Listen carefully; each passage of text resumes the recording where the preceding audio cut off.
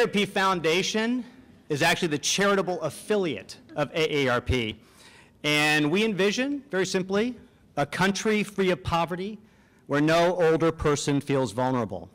And some of you may be surprised to hear that, even though we use grant making as a very important strategy, we're not an endowed foundation.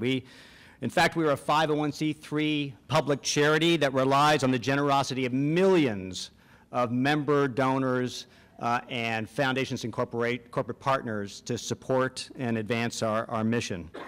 So we strive to serve low-income, vulnerable 50+. So you may be asking yourself, what is AARP Foundation doing in this room? First, I don't believe you can be an anti-poverty organization without working on the root causes, and this is the group that's working on those root causes. So thank you for that.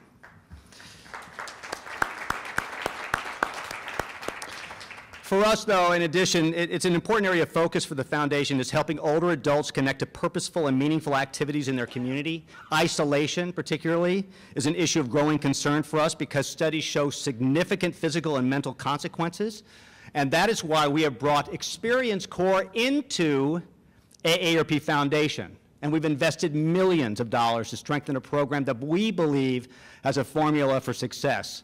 We've combined the experience and commitment of older volunteers with the needs of young children. The result is AARP Foundation Experience Corps, and we are all in. We know the program improves the literacy rates of children. In fact, not one, but 2 randomized control studies prove this program's effectiveness. Students who worked one-to-one with Experience Corps tutors for a single school year enjoyed more than 60% greater gains in critical literacy skills compared to similar students who were not served by the program. And as you know, there are a number of reading literacy interventions, but Experience Corps is unique.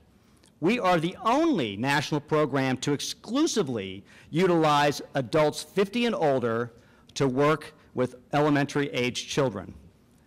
Our work focuses primarily in underserved urban communities and schools, and as an anti-poverty strategy, AARP Foundation Experience Corps is helping to provide both older adults and children with opportunities to enrich their lives. To tell you more, here is Lester Strong, the senior executive in charge of the program. Lester?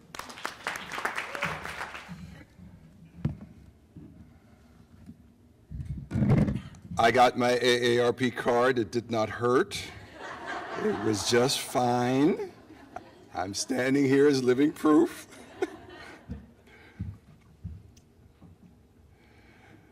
I want to show you this picture. This is a picture of my son when he was about 8 or 9 years old, and I really love this picture for a couple of reasons. First of all, because he's very happy. I mean, he really was thrilled to be where we were. And the other reason is that he was really curious. I think you could see it in his eyes, like, what's going on here? He was just thrilled with where he was and what we were doing. And a lot of our family has told us that Alex and I looked alike at the same age. So I decided to allow Alex's picture to serve as a proxy for my picture at 8 or 9, since I don't have one. And the reason why I want to do this is because Alex's growing up experience and mine were very different. When I was 8 or 9, my parents, I was in the 3rd grade, and my parents were called to the Copeland Elementary School in Braddock, Pennsylvania, where they were told not only was I failing the 3rd grade, but that in fact I was unteachable. In fact, the term that they used was mentally retarded. And while my parents grudgingly accepted my teacher's assessment, thankfully 3 other older adults in my neighborhood didn't. Now, they were a barber, a minister, and a friend of mine, a mother of a friend of mine, who were just folks who took interest in me. And while they all acknowledged that I was a little rambunctious as a child, that they did believe that with a little structure and with a little encouragement that I could do just fine. So what a difference they made. They literally, from 3rd grade on, would check my homework, read my report cards, and always, always, always tell me how much they believed in me. So you fast forward to my senior year. I graduated 2nd in my class. I was recruited by 3 Ivy League schools. I had a 25-year career in television. I've traveled to more than 30 countries around the world. And now I'm a senior executive in one of the most recognized and respected nonprofits in America. Now, that's not a story about me.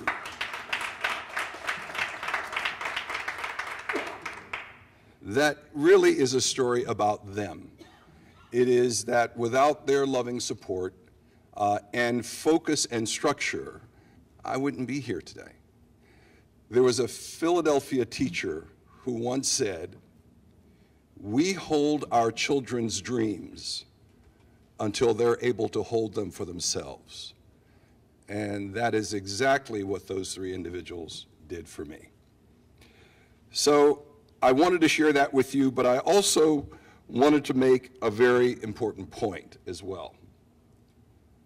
And that point is that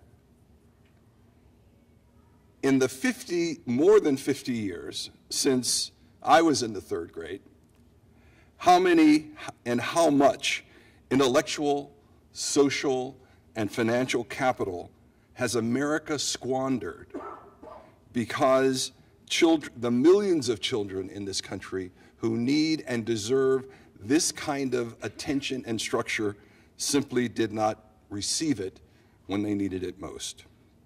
3rd grade, as all of us know here, is an enormously critical juncture in the education of a child, where the quality of the rest of that student's life is shaped by his or her ability to read, simply to read. Again, as we know, from kindergarten to 3rd grade, you're learning how to read. From 4th grade on, you must be able to read in order to learn. Without it, you have little hope of success. All of you here, or certainly most of you here, know the data as well as I do. Child who cannot read at 3rd grade has a 1 in 4 chance, a 4 times greater chance of never graduating from high school. And with that come all of the risky behaviors that attend that kind of trouble. Drugs, gangs, early pregnancy, prison. And in fact, there is one study that shows that 70% of the 2.5 million inmates in this country cannot read above a 4th grade level. How predictive is that?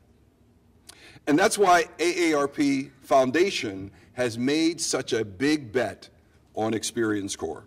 Because 2, as David told you, 2 randomized controlled trials, one by Johns Hopkins University and the other one by Washington University in St. Louis, plus 20 years of a program implementation has demonstrated that Experience Corps does work. One of the biggest reasons that it works is really that our tutors are 50 plus. They bring the social emotional maturity, they bring the patience, they bring the life experience that really connects with that child. I almost think it's genetic. I think that there's something about an older adult and a younger child that comes together in such an extraordinary way. And because of that intergenerational exchange, a bond of trust is formed between those 2. And with that trust, the child is then willing to try. And with that effort, then comes success. Another thing that is most exciting about this journey that we're on at Experience Corps is that our volunteers get as much as they give. We, as I said, those 2 studies that I shared with you have demonstrated that our volunteers are more physically fit, more mentally acute, less depression, less isolation, and perhaps most important of all, they really have a greater sense of purpose and meaning in their lives. If you talk to our volunteers, they will tell you that one of the reasons why they get up every morning is that they know that there's a child waiting for them. And they know that the future of that child rests with their ability to engage with that child. Another reason why Experience Corps is an even stronger bet, I believe, is because it's now part of the AARP family. AARP's footprint is, of course, in all 50 states and 3 territories. The organization has over 38 million members, half of whom, in a survey about 5 years ago, said that they would like to volunteer to help children with their education. That was a high priority for them. So with all of these great assets, a proven model, well-trained and caring adults, 38 million members in 50 states, those of us who are part of the AARP Foundation Experience Corps team absolutely believe that our job, our first priority, is to get to the 10.6 million children from kindergarten to 3rd grade who struggle with reading, who could use the service that we provide. We're committed to finding a solution equal to the size of the problem. Right now, Experience Corps is a school day program working in 22 cities, serving 211 schools and roughly 32,000 children. But we know that's not enough. And in fact, immediately, starting this year, we have made a very conscious decision that we will no longer measure our success by the thousands. We will measure our success by market share. How many of those 10.6 million children are we touching, are we reaching, are we changing and transforming by virtue of the work that we are doing? And that's why Experience Corps is expanding.